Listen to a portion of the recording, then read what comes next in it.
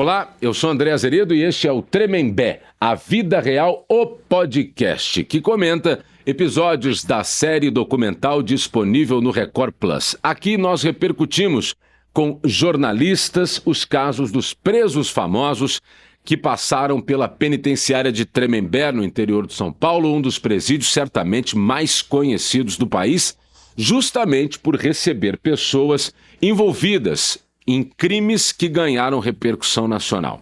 A cada episódio revisitamos histórias que marcaram o Brasil, analisando o impacto, os bastidores, a cobertura jornalística que ajudaram a moldar a forma como esses casos foram compreendidos pela sociedade. Hoje vamos mergulhar num dos crimes mais emblemáticos e discutidos da história recente do Brasil, o caso Suzane von Richthofen, um caso que chocou o Brasil, mobilizou a imprensa e até hoje levanta debates sobre comportamento, investigação, narrativa midiática e, certamente, o papel da opinião pública. Para essa conversa, temos o prazer de receber o jornalista Renato Lombardi. Lombi, seja bem-vindo. André, obrigado. Muito obrigado pelo convite. E realmente é um assunto muito legal para se falar.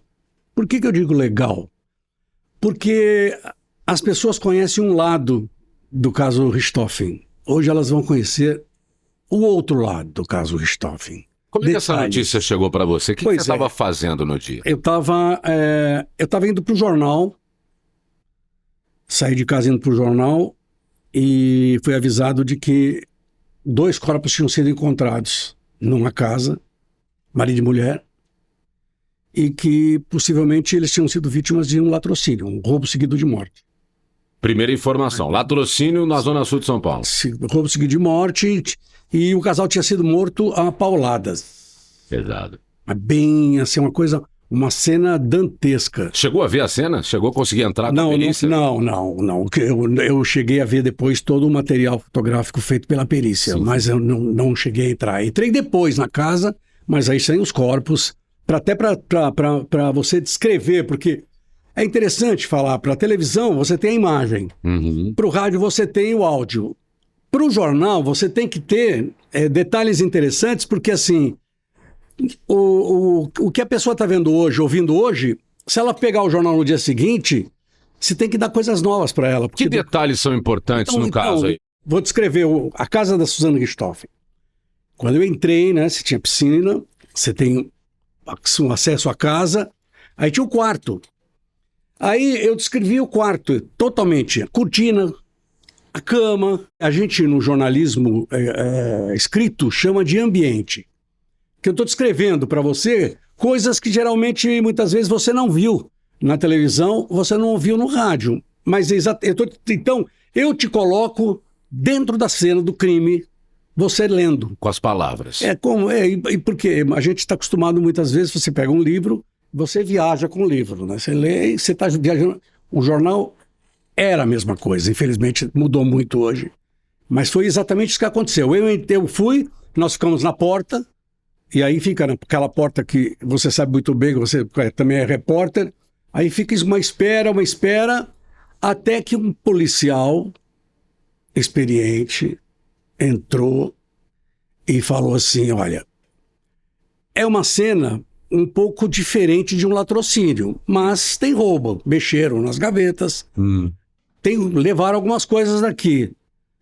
E aí quem apareceu lá para conversar foi primeiro Suzane Richthofen, que voltou para casa junto com o André. Ah, ela estava lá? Ela voltou, ela chegou. Você estava lá quando ela voltou para casa? Ela chegou. E o Miguel, o irmão da mãe da Suzane Richthofen, que morreu. O doutor Miguel Vidal, o médico. Exatamente isso.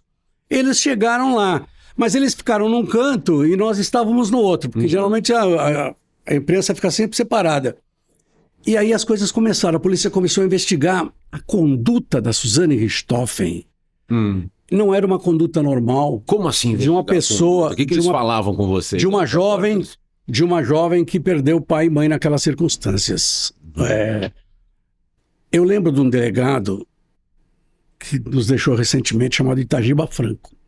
Conheci. O Itagiba Franco, ele investigou vários casos E ele falou assim, eu já vi muito, mas a respeito da conduta pessoal da pessoa, né? Vítima, parente.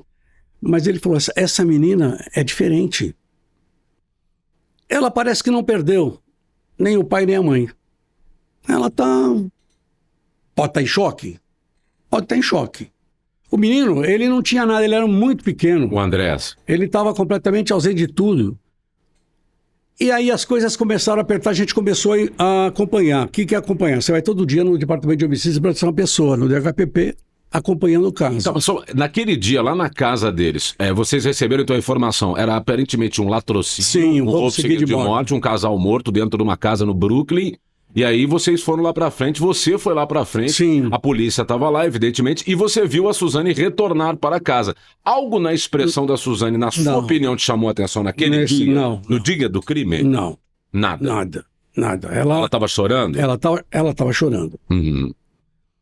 Até então, você vê com outros olhos. Você está vendo alguém que perdeu o pai e a mãe. E a ocorrência acabou de acontecer. Entendeu? Então, nada. Só depois a polícia fez toda a parte de perícia. E aí os policiais, quando levaram a Suzane para a delegacia, junto com o tio dela e o irmão, e mais o Daniel. O Cravinhos. O Cravinhos, que era o namorado que estava junto com ela. Aí ela contou que tinha ido pro motel e que o irmão estava numa lan house. Ela tinha deixado o menino na lan house porque os pais não gostavam muito e que ela, quando chegou em casa, estranhou que as luzes estavam acesas e que ela não teve muita coragem de entrar na casa porque ela temia que tinha acontecido de pior. E aí o namorado que foi lá, encontrou os corpos, enfim. Quando a polícia começou a interrogar, nem interrogar, a ouvir a Suzane, o menino, o Andréas e o namorado, você sabe como é que é? Polícia, principalmente policial de homicídios, tem um tirocínio incrível. Eles têm umas sacadas lá. A gente ia todo dia lá, todo dia. Todo dia você chegava para trabalhar e ia para a porta do DHPP? Todo dia. Aí eu tem um investigador que... você tem fonte, é óbvio. Claro. E aí ele me contou, falou, Renato, aconteceu um fato aqui tão interessante que eu estranhei muito. Que falei, o que aconteceu? Ela deitou no colo do namorado, no sofá. Na delegacia? Tava dormindo, ela dormiu, foi dormir, ela estava cansada, mas a maneira como ela estava se comportando, ele falou, cara, eu falei pro delegado, doutor, tem uma coisa errada aqui. Aí esse investigador contou que quando ela começou a ser interrogada, aí não foi nem depoimento mais, passou a ser interrogatório, que é diferente. Quantos dias depois você acha que começaram a entender que Suzane não era uma vítima e sim... eu acho que... provavelmente uma autora? Acho que depois do enterro. Eu também cobri o enterro. Quantos dias depois disso, você acha? Eu não lembro agora. Uma semana? Eu acho que uns 10 dias. Uns 10 dias depois ela já mudou tudo. Porque a outra coisa que me chamou a atenção da conduta dela, além da delegacia, que esse investigador me disse... Tá, mas o deitar no colo foi o quê? Ela estava à vontade. Estava à vontade demais. Você perdeu tua mãe e teu pai numa circunstância tão trágica daquela. E a tua expressão não é uma expressão de medo, de pânico. Não, era uma coisa tranquila. Aí eu cheguei a pensar comigo, bom, ela tem 18 anos. Ela estava no primeiro ano de direito. Pode ser que... Mas é pai e mãe. A mãe médica, o pai engenheiro. Depois é que você começa a levantar a vida toda da história dela com os pais, aí depois dá para você montar por que exatamente ela estava se comportando daquela maneira. Mas isso levanta uma questão importante que muita gente debate, já que nosso assunto também é cobertura da imprensa, Lombi. Você está trazendo para a gente a informação de que o comportamento frio da Suzane foi talvez algo que despertou nos investigadores o comecinho. A gente trabalhou, enquanto imprensa, bastante essa questão da frieza do comportamento da Suzane durante todo o processo, durante todo o julgamento e, posteriormente, depois do período que ela ficou em Tremembé. Você acha que a gente tratou bem isso? Você tratou bem no jornal do Estado de São Paulo? No começo, eu tratei como se fosse realmente um roubo seguido de morte, contando a história da família, contando a história do casal, do dia a dia. Mas eu vou voltar depois no enterro. No enterro, uma coisa que me chamou a atenção é a maneira de vestir dela. O que tem? Ela estava com um topinho, mostrando toda a barriga. Do lado do Daniel, ensaiava um choro, mas eu não sentia firmeza. Aí eu comecei a observar a conduta dela com o que o investigador tinha me dito da conduta dela nos primeiros dias na delegacia. Isso mudou alguma coisa na sua cobertura? Eu comecei Uma manchete sua mudou por causa disso? Texto? Não, seria irresponsabilidade minha tentar. Ou então, se eu chutasse, eu ia dar uma bola dentro, mas seria uma situação muito delicada. Porque... Você está dizendo que se você falasse, olha, gente, o comportamento dela está muito estranho, antes da polícia falar isso, mas já tinha colega jornalista chamando a atenção para um comportamento feio dela? Não, ninguém estava falando nisso. Não tinha. Você começa a perguntar para as pessoas que conhecem. Quem era amigo do pai dela na Dersa? Que ele era engenheiro. Dersa era a empresa que ele trabalhava, empresa pública. Exatamente. Quem era? Fulano e tal. Aí você vai montando. Quem que era amigo dela num consultório? Um colega do jornal que era irmão de uma médica, conhecia uma pessoa que era amiga da Marisa. Aí eu fui lá. Você não foi só na polícia, você foi nos amigos da família, para saber, para você também entender o perfil. Você tem que montar todo o perfil. E quando eu conversei com 2 colegas dela da faculdade, da PUC. Você acha que foi só no momento da confissão que esse caso tomou a proporção que tomou o caso Suzane von Richthofen, ou durante essa primeira investigação, quando ainda não se sabia que Suzane e o seu namorado e o irmão do namorado que tinham realmente matado o Manfred e a Marisa, nessas investigações já estava uma polêmica e uma repercussão danada? No começo era difícil de acreditar.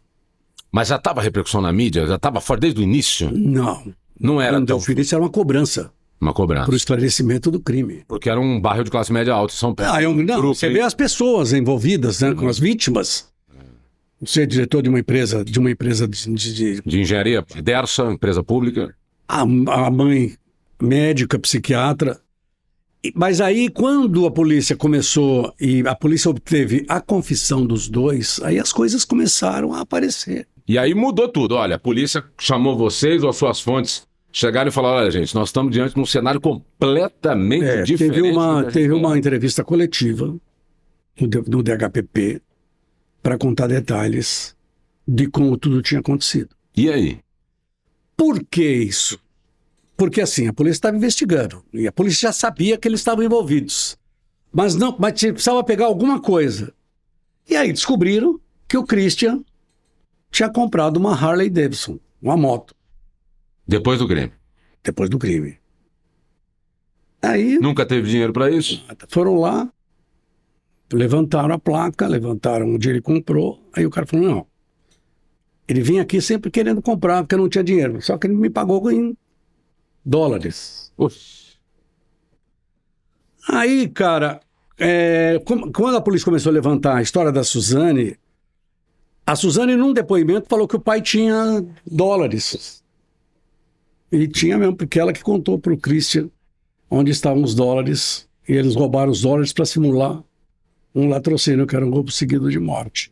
E quando é que ficou claro a mentalidade da Suzane? Como é que... Demorou um pouco para entender, quando até o Brasil considerá-la uma psicopata? Porque assim, todo mundo achava que o Daniel é que tinha planejado tudo. E arquitetado no início. Tudo. Ela era a coitadinha que foi manipulada. Namorada. Mas aí tem um outro detalhe interessante, antes dessa acusação toda. No domingo, 2-3 dias depois do encontro dos corpos, eles fizeram uma festa na casa. Churrasco, música alta. Aí, você noticiou isso? A gente deu a matéria. Aí os vizinhos ligaram lá, a polícia já tinha meio caminho andado, aquilo lá foi a gota d'água para fechar. E aí realmente fechou com a moto, com o dinheiro, com a compra da moto. Cara, foi um trabalho muito, muito meticuloso. Mas eu não entendi uma coisa, Lombi. Essa festa foi depois do Depois enterro? da morte, depois do enterro. Depois do enterro? Depois do enterro. Não, depois do enterro. O que acontece, quando eu falo da polícia, porque assim, você está acusando uma jovem... Rica? De família de classe média alta, pai com grandes conhecimentos. Então você tem que ter estrutura firme para acusar, porque senão você nada. E eles foram fechando. Quando eles fecharam com a festa, com a compra da moto, com as falhas todas, com o comportamento dela, aí chamaram, aí não deu outro. No interrogatório, a gente sabe, eu tenho um amigo meu que é um policial que eu conheço há muitos anos.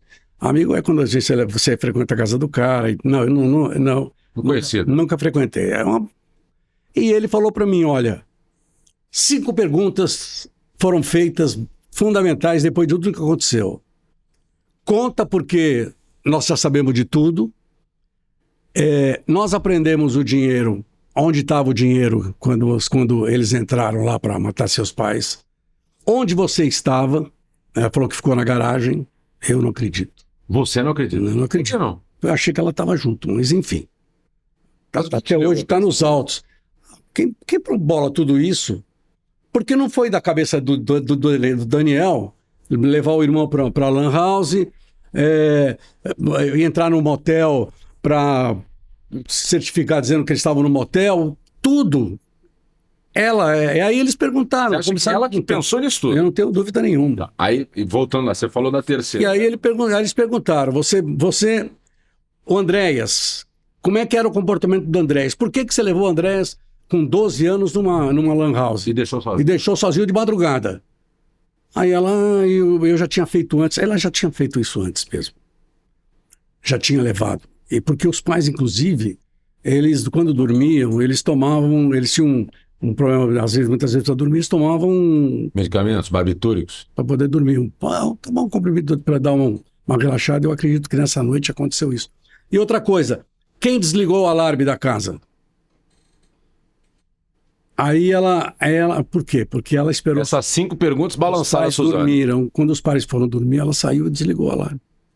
Então, os caras, eles entraram à vontade, tanto é que o casal foi morto dormindo na cama.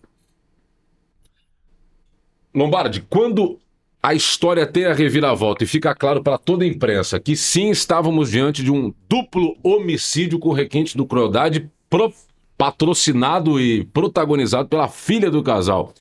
O que muda na cobertura jornalística a partir daí? Muda muito, né? E aí eu queria saber, aí fica aquela história, não pode. Aí porque eu sempre fui assim, quando eu vou num lugar para entrevistar ou para perguntar, eu sempre tenho alguma coisa na mão. Aí eu fui lá e falei, olha, queria que vocês me contassem a história, porque ela estudou aqui o ensino ele é rigoroso, mas ela odiava. Não. Aí eu peguei uma professora... Ninguém queria falar? Não falaram. A escola não falou, soltou uma nota lá. Eu peguei uma professora me contando que ela era uma excelente aluna. E que ela era super observadora. O que é super observador? Ela fazia perguntas durante determinados assuntos da aula que a maioria não fazia. O QI dela, a inteligência dela é imensa. Só que ela levou isso pro mal. Porque os pais, ela queria namorar o Daniel, mas eu acho que no começo, ela queria namorar o Daniel, era mais para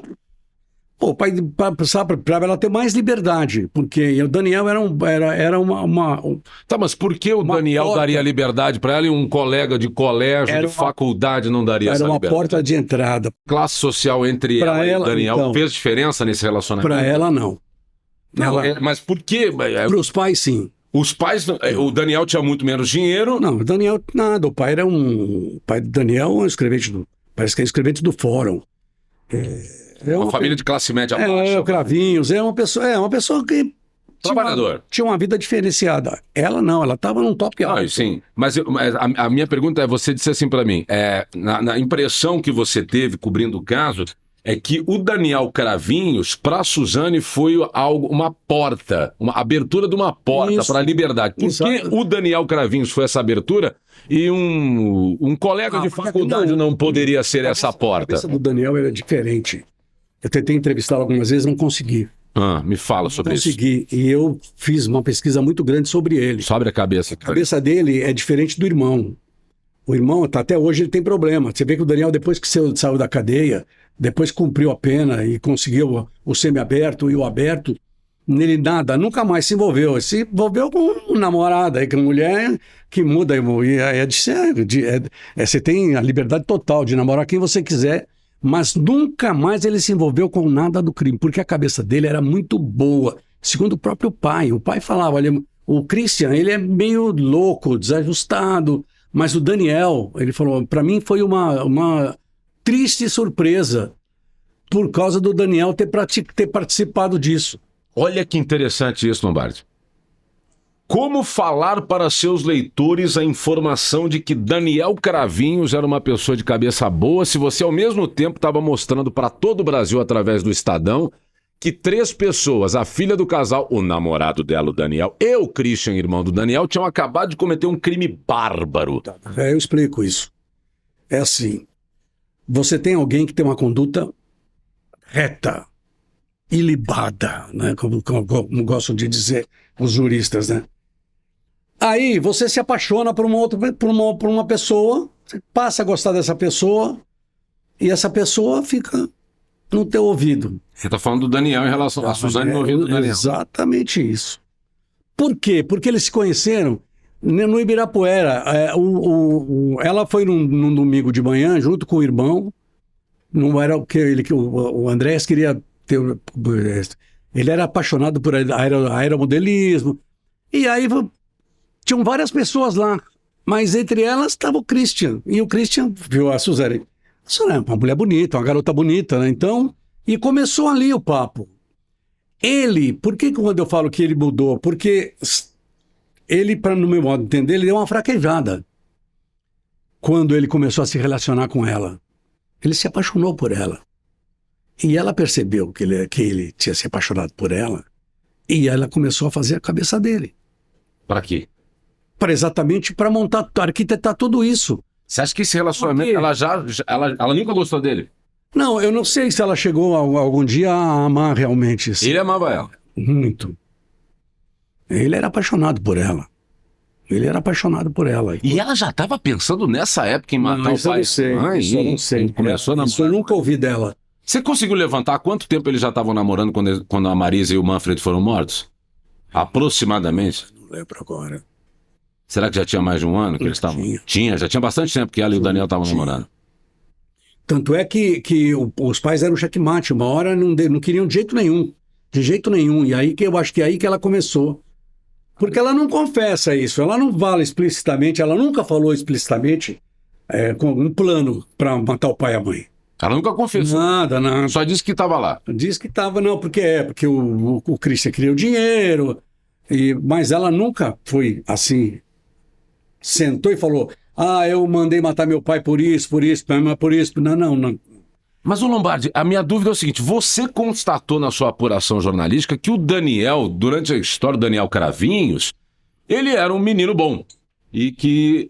Não, eu estou te falando que no meu modo de entender, porque as pessoas com as quais eu conversei, todo mundo dizia que o Daniel era um cara muito legal. Mas alguém chegava para você, em algum momento foi conversado na redação, olha, a gente não pode explorar muito esse lado, por mais que as testemunhas digam isso, porque nós estamos diante de um cara que participou de um crime terrível. Mas isso, eu tô falando antes. Quando você está montando... Isso foi antes da repercussão. Você começa a montar o perfil das pessoas suspeitas. Até então, eles eram suspeitos. Sim, entendi agora. Você monta um perfil, mas agora, quando você já tem certeza e a polícia cacifa dizendo, aconteceu isso, e aí depois eles confessaram. Os dois confessaram. A maneira como eles bateram, a maneira como aconteceu. O Christian falou do dinheiro que ele encontrou na gaveta, e era uma gaveta falsa. tudo isso. Mas por que quando eu falo do Daniel, para mim, ele é um assassino. Para mim, o Daniel, o Christian e a Suzane, para mim, teriam que pegar prisão perpétua, entendeu? Nunca mais sair da cadeia. Então aí, livres, leves e soltos. Suzane até casou de novo, já tem filho.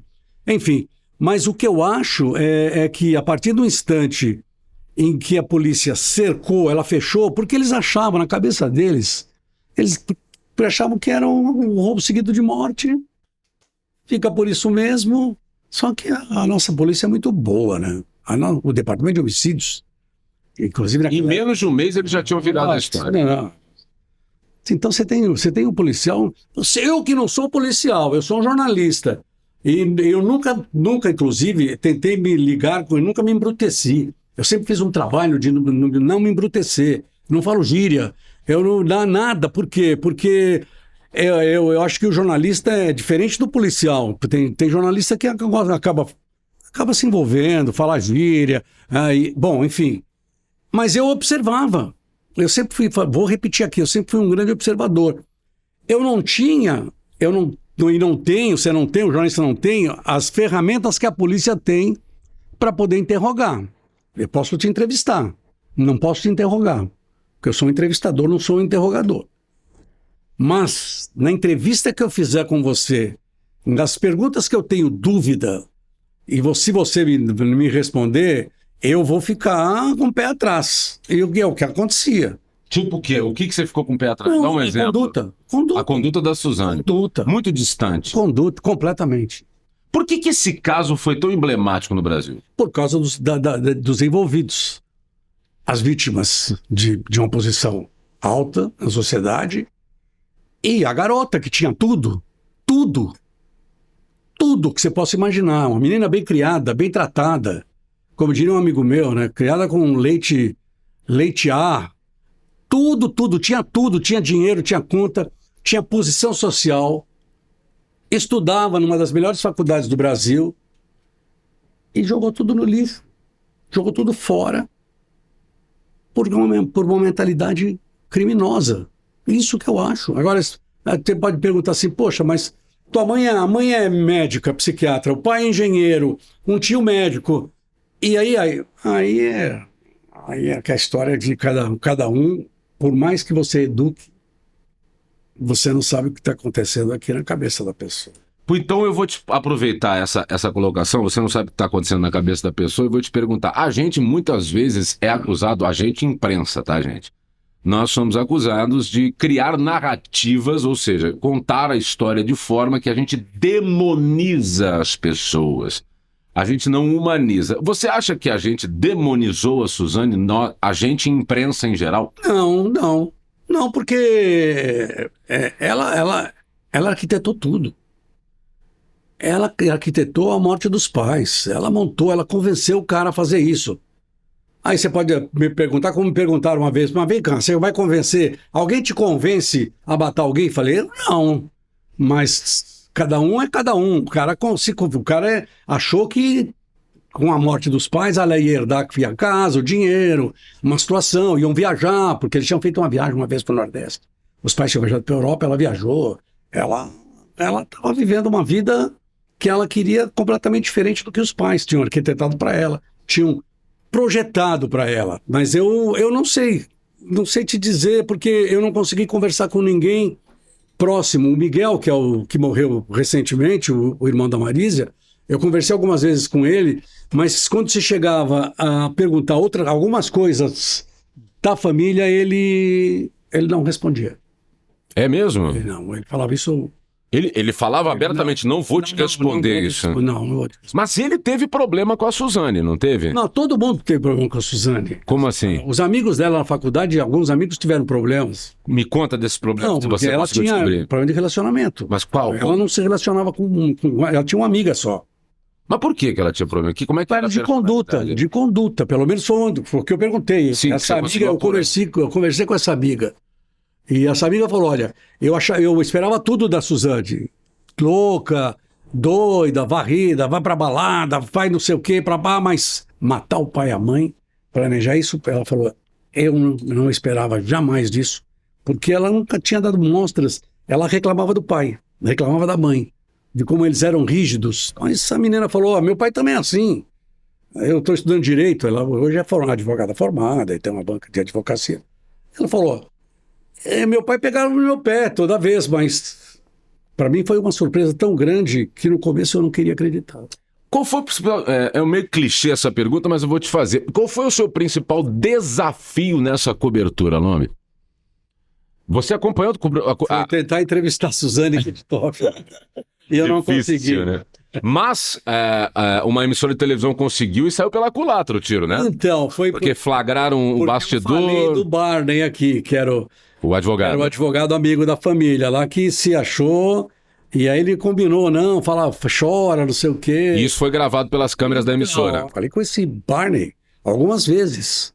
Ele preferiu dar para a televisão, porque a televisão tinha... Ele falou que a televisão tinha um alcance maior.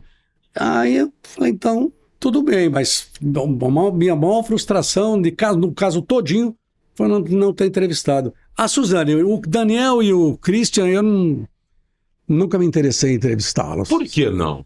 Porque, para mim, depois eles foram claros e nítidos no depoimento, confessaram tudo. Ela não. E eu queria conversar com ela, queria estar, como eu estou olhando para você aqui, para conversar, para tirar minha conclusão. Me dá 3 perguntas que você faria para a Suzane. Por que você matou seus pais? O que eles fizeram para você ter esse ódio todo? E o que você faria se você escapasse ilesa de toda essa história? São 3 boas perguntas, mas aí eu te provoco. Se ela respondesse o porquê ela fez isso, alguma explicação iria te convencer? Nenhuma. Mas eu perguntaria. Nenhuma explicação iria te convencer? Não tem. Se ela falasse para você, olha, você não sabe o que era a minha vida. Esse crime não tem explicação. Ela não sei o que é minha vida, mas ela saiu... Ela continuou gastando o dinheiro do pai, a mesada, continuou gastando o cartão e por aí. Por isso que muita gente... Talvez... Você acha que é por isso? Porque o enredo não termina na morte. O enredo não termina na acusação. Essa história tem tantos detalhes como isso que você acabou de falar. Ela continuou gastando o dinheiro depois, conforme foi levantado pela polícia. Tem a mentalidade da Suzane. É um caso muito diferente mesmo, não só pela questão da posição social das vítimas e da autora. Você percebe a manipulação que ela sempre fez? Ela passou por vários exames no sistema penitenciário com os psiquiatras e os 4, 5 primeiros, ela foi reprovada. Aí ela pegou um promotor. Ela fez a cabeça do promotor. O promotor estava se apaixonando por ela. Tá brincando. E ela estava manipulando o promotor. E aí tiraram o promotor da história. Então você veja que ela... Cara... Mas como é que alguém manipula um promotor de justiça? Se ela manipulou o Daniel Cravinhos e mandou matar o pai e a mãe... Promotor de justiça. Se apaixonou também pela Suzane? Paixão, né? Tem cara que fecha os olhos porque se apaixona por não sei até que ponto. Eu jamais me apaixonaria por uma mulher que mandou matar o pai e a mãe. Pô, amanhã eu vou ser vítima, cara, porque uma mulher dessa, você não sabe o que se passa agora. Mas algo a Suzane tinha, porque ela conseguiu apaixonar cegamente o Daniel, o promotor. Ela é uma mulher bonita. Será que é até hoje ela é uma mulher bonita, uma mulher interessante, né? Deve ser, porque... Eu nunca conversei com ela, por isso que eu disse, eu tinha essa curiosidade como jornalista de conversar com ela. E ela, quando passou por todos esses exames, ela sempre foi reprovada. Até que chegou num ponto em que ela conseguiu convencer os psiquiatras de que ela tinha condição de sair. Saiu no semiaberto, depois saiu no aberto, agora está aí, está casada, tem filho, está fazendo uma faculdade. Falando em presa, exames e sair depois nas progressões de regime, você acha que Suzane mudou o status de Tremembé? Ou já era uma penitenciária? Não. Ela era mais uma. Mais uma? Mais uma. Ali... Tremembé, a fama de Tremembé transcende a Suzane. Então, pois é, o presídio tem a parte feminina e a parte masculina. Sim, eu sei. A parte feminina, ela era mais uma. Tem várias... Ali é uma situação assim... Todos os casos que eram levados as pessoas iam para lá, porque eram casos de repercussão e que na cabeça do legislador ou da juíza lá, que é uma juíza que toma conta dessa parte toda, juíza corregedora, é de que essas pessoas, depois que praticaram um crime como esse, elas não vão mais dar problemas, como não davam mesmo. Essas presas todas nunca deram problemas interno. Você diria que Tremembé é uma penitenciária que não dá problema para carcereiro, que nem dá um presídio em Presidente Venceslau que tem faccionado. É um hotel 5 estrelas. Mas os presos se comportam melhor? Os presos de Tremembé se comportam melhor com os carcereiros do que os faccionados lá em Venceslau? Sem dúvida, porque ninguém quer sair de lá, cara. Você vai querer sair de um lugar onde você tem conduta, deveres e obrigações, mas você não tem aquela... O sistema penitenciário nosso é terrível, cara, terrível. Ali não. Ali aí pode dizer, glamorizaram. Então é um pouco glamorizado mesmo. É cadeia, meu amigo. Cadeia é cadeia, pô. Falando sobre Tremembé, a passagem da Suzane por Tremembé, o que você pode destacar pra gente? Bom, ela aproveitou bem, porque quando ela entrou no sistema penitenciário, ela foi mandada para a penitenciária feminina São Paulo, aqui no Carandiru. E teve uma rebelião lá e iam matá-la, tanto é que esconderam ela. Por quê? Porque o que acontece? Quando você tem um preso... Cara, eu frequentei muito presídio, mas muito. Inclusive, quando ela estava presa aqui no Carandiru, eu fui lá um dia para entrevistar uma outra presa envolvida em sequestros. E eu estava ali quando ela chegou com o Barney, entrou para conversar com ela. Ele levava roupa, levava comida. E aí, o que acontece? Esse tipo de preso que é diferenciado, ela saiu daqui do Carandiru, por isso que mandaram depois ela foi para um outro presídio e depois mandaram para Tremembé. Chega lá, a vida é outra. A vida é outra, completamente diferente lá. Lá tem trabalho, como tem muito poucos outros presídios. Tremembé tem trabalho. Lá tem trabalho. Lá tem... E o que acontece? A pessoa chega num ponto... Eu pratiquei um crime cruel, mas quando eu entro ali... Eu tô pianinho, eu tenho que obedecer todas as regras. E foi o que aconteceu com ela. Mas mesmo assim, sempre foi falada, sempre se falou dela. Tanto é que quando ela começou a sair, as primeiras saidinhas dela, saía todo mundo em cima. E você vê, ela namorou primeiro um sujeito que era ligado numa igreja evangélica, aí depois mudou para outro, e ela foi, mas ela aproveitou muito bem. E eu acho que ela... Eu não sei até onde vai a cabeça, porque eu não sou médico, psiquiatra, senão eu faria uma análise completamente. Mas depois de tudo que ela passou, cara, a mulher tá casada, tem filho, e toca uma vida e tá fazendo uma... Você imagina isso? O interesse do público não morre, ou seja, tava certo em ganhar repercussão mesmo a história.